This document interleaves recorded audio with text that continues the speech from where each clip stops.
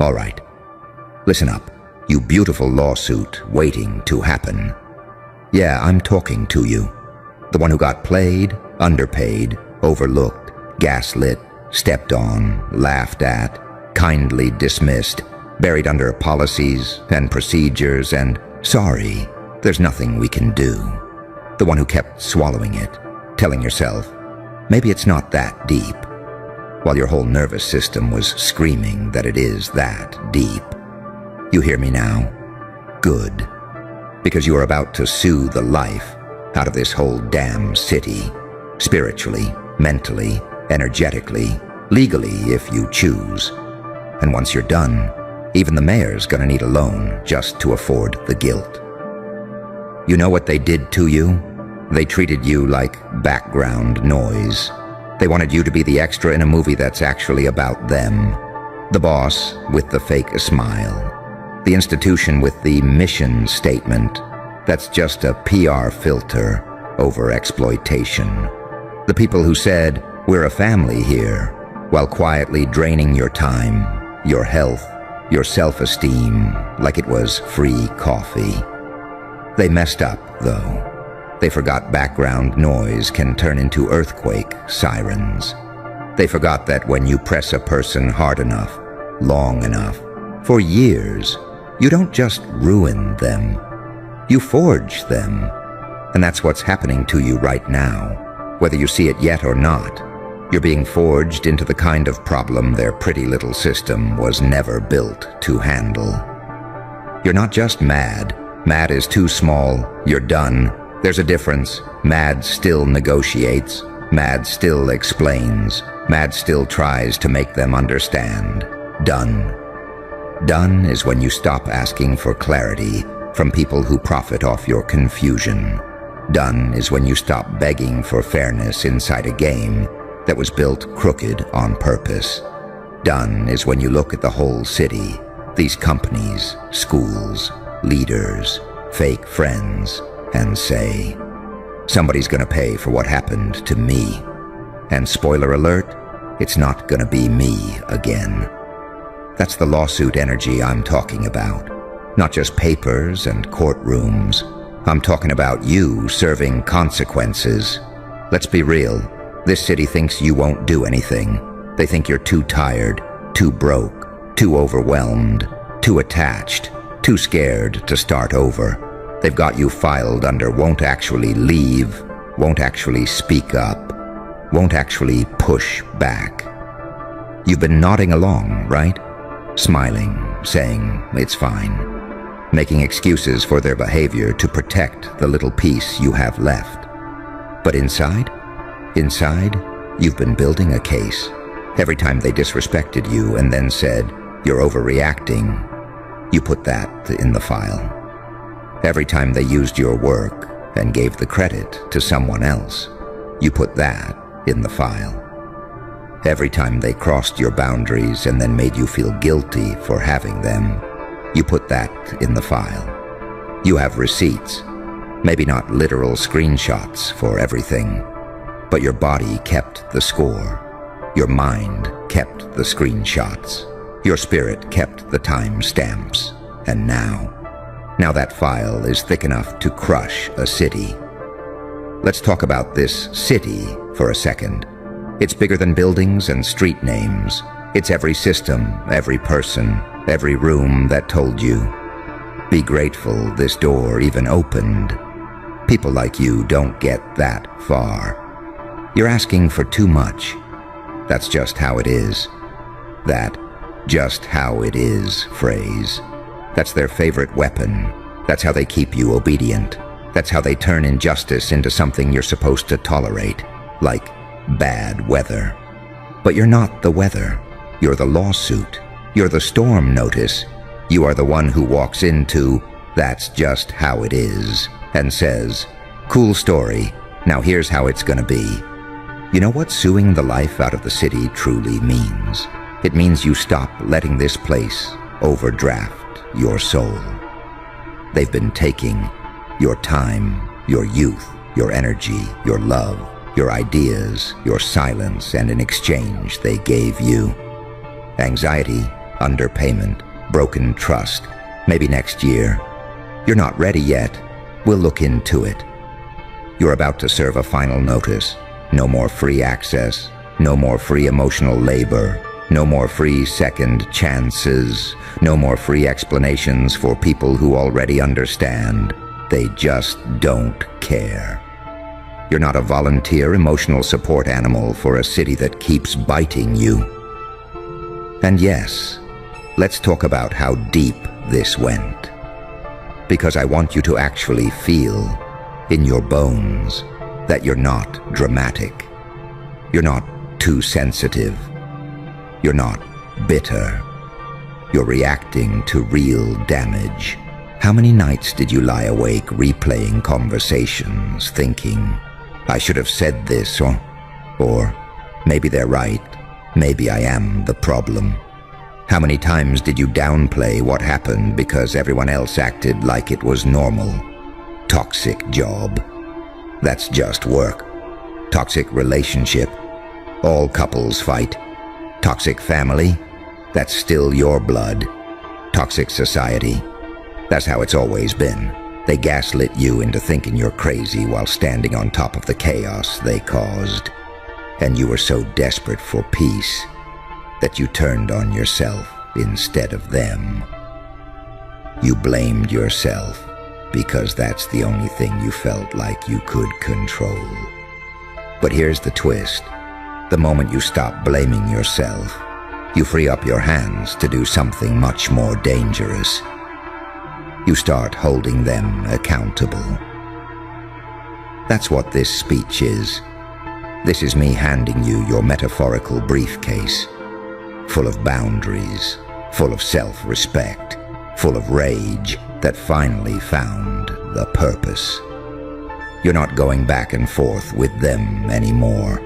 You're not debating your worth with people whose whole personality is, you should be smaller, so I feel bigger. You're not trying to prove your humanity to systems that profit when you doubt it. You are building your case and living your revenge in how you move. When you walk away from the room that keeps belittling you, that's evidence. When you report what happened instead of staying hushed to keep the peace, that's evidence. When you choose therapy over another year of self-destruction, evidence. When you refuse to laugh along at your own devaluation, evidence. You're not petty, you're precise, you're strategic, you're tired of being the only one who pays. Let's talk about the mayor. The mayor is the face of the system that hurt you. The boss, the abuser, the manipulator, the institution, the leader, the one who smiles for the cameras and sleeps just fine at night because they assume you're not going anywhere. You need us more than we need you. They think you wouldn't dare because you're too nice, too quiet, too emotional, too dependent.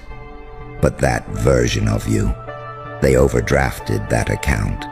You gave them your loyalty, your patience, your trust, and they bounced every check. So now the mayor is standing on all your unpaid pain like it's free flooring. Suing the life out of the city means this. You're about to flip the script until even they realize they can't afford what they did to you. They can't afford the silence you're no longer giving. They can't afford the talent you're taking elsewhere. They can't afford the story you're finally telling. They can't afford the you that's not scared anymore. Once you're done evolving, the mayor is gonna need a loan just to keep the lie going. I want you to imagine something. Not a scene, not some movie, just a feeling. You wake up one day and you truly, deeply accept that what happened to you was wrong. No more, well, maybe. No more, it's not that serious. No more others have it worse, so I shouldn't feel this way. You drop all of that. You say, what they did to me was wrong. Do you understand how dangerous that makes you? Because once you accept it was wrong, You stop trying to earn back what you never should have lost in the first place. You stop performing your worth. You stop auditioning for basic respect. You start acting like someone who deserves better and isn't apologizing for it. That's when the city starts to panic. Not because you're loud. Sometimes you'll be quiet. Not because you're violent. You don't need that. But because you stopped being available for their exploitation. You're not a character in their story anymore. You're the one writing the report, stamping the file, closing the case. You know what else you're suing this city for? You're suing for every version of you that died trying to fit in. The younger you who dimmed their voice in class so teachers wouldn't call them too much. The version of you that dressed down so you wouldn't stand out too much. The version that took the blame to keep the family from exploding. The version that stayed quiet at work because I need the check. The version that accepted crumbs in relationships because you thought love was something you had to earn by suffering first. You're suing for all of them. You're walking into your future with a little army of your past selves behind you. And they're all looking at you like, greater than please don't let them get away with what they did to us. And listen, you can't go back and fix every scene. You can't rewrite the whole history. But you can do something that echoes backward. You can stop letting it happen again. You can become the version of you that younger self needed to see. That's what empowered actually looks like. It's not aesthetic. It's not a quote on a background with a sunset. It's you making choices that make your past self feel safe and your future self feel proud, even if your present self is shaking. Let's talk about fear, because yeah, it's there. You're not wrong to be scared. You're not weak for hesitating. You're not fake, because some days you still want to go back to what's familiar. They trained you to be terrified of losing what little they gave you. If you speak up, you'll lose the job. If you leave, you'll be alone. If you tell anyone, no one will believe you. If you stop being nice, everyone will turn on you. They held your life hostage with what if. But here's the plot twist. If the cost of keeping something is you, then you don't have it. It has you. You are not suing this city because you're fearless. You're suing it because you're tired of your fear being their business model. You're allowed to be scared and still move different. You're allowed to be anxious and still set boundaries. You're allowed to shake and still say no. Fear is a witness, not a judge. It can sit in the courtroom of your mind, but it doesn't get to bang the gavel. You're going to notice something once you really step into this energy. People who benefited from the old version of you will call the new version selfish, cold, ungrateful, changed. They're right. You have changed. That's the point. They're not mad because you're wrong. They're mad because their free trial expired. They're mad because the always available you has office hours now. The I'll fix it. You started letting people sit in the consequences of their own mess. The quiet you now says, actually that's not okay. The forgiving you still forgives, but doesn't restore access. You are not here to be everybody's emotional vending machine. Punch in enough, get something for cheap. No. Price went up, and the city's budget not ready. So what does suing the life out of this whole city actually look like in your daily life? It looks like you updating your standards and enforcing them. You documenting what happens to you instead of gaslighting yourself. You learning your rights at work, in relationships, in your own mind, and using that knowledge like armor. You walking away from what does not change, no matter how much history or hope you have with it. You telling the truth about what happened to you, even if your voice shakes and your hands sweat. And sometimes, yeah, it looks like literally getting legal, going after what's yours in real life. Sometimes it looks like emotional and spiritual litigation, cutting off access, ending cycles, refusing to participate in your own oppression. You are turning your pain into a case, and your evolution is the verdict. Understand this. When I say, once you're done, the mayor gon' need a loan, I don't just mean money. They're gonna need a loan of your patience that you no longer offer, a loan of your silence that you no longer give, a loan of your unpaid emotional labor that you no longer provide, a loan of your belief in their mask that you no longer fall for. They're going to realize, slowly and then all at once, that the version of you they banked on, the exhausted, doubting, apologizing version, is gone. And all that's left is someone who looks them in the eye and knows, without flinching, that they were wrong. Not maybe wrong, not kind of wrong, not we both made mistakes. Wrong. And the bill for that? It's showing up every time they see you living a life that their control was supposed to prevent. So yeah, you're not just surviving this, you're collecting your dignity, collecting your self-trust, collecting your time back, collecting your power from every corner where you left it, because you thought you didn't deserve to keep it. You're going line by line through the contract they tricked you into, and saying, nope, that clause is a lie, that condition is dead, that limitation is not mine. You're rewriting the terms. And the city's going to feel it. Every time you say no to something that used to drain you, a little light goes out in their control tower. Every time you say yes to something that actually heals you, another crack spreads through their concrete. They thought you were just one person. They forgot one person can be the class action. So go ahead. Hold your head the way someone does when they finally accept they were never the problem. Move like someone who knows they're the main event, not the side note. Talk like someone whose throat is no longer on clearance.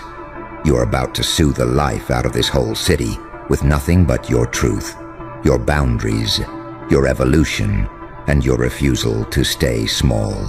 And when you're done, the mayor, every past abuser, exploiter, manipulator, every system that bet against you, they're going to realize they're in debt to a version of you they never thought would show up. You. The version of you they prayed would never wake up, because they were comfortable with the version of you that doubted every instinct, apologized for existing too loudly, laughed things off that actually hurt like hell. That version was easy to manage, easy to guilt trip, easy to keep in place with crumbs and fake compliments. This version reads the room, clocks the manipulation, and doesn't hand out access like free Wi-Fi. You start to feel it in small moments first, tiny details that nobody else sees. You hear someone talk to you sideways, that little condescending tone they used to get away with, and this time there's no anxiety spiral afterward. There's just this quiet, icy clarity in your chest. You're not talking to the old me. You watch someone try that same guilt tactic they've always used. After everything I've done for you, you're really gonna do this to me? And instead of folding, you feel your spine lock in. You notice how many situations in your life were built on you not knowing you had options. That's the lawsuit energy kicking in. It's like your whole life has been this long, messy case file, and suddenly you're flipping through it with fresh eyes going, how did I not notice this pattern before? The late night texts, only when they need something. The boss who forgets your contribution, but remembers you when there's extra work. The friend who disappears when you're low, but magically appears for the fun stuff. The family member who only reaches out to criticize you and calls it caring. You start connecting the dots, and it hits you. They weren't just being human. They were building a system around you. A system where you lose by default. You were never meant to win in that setup. The rules were written in a language you weren't supposed to understand. And every time you tried to enforce your worth, they threatened you with loss. You'll lose this relationship. You'll lose this job. You'll lose this opportunity.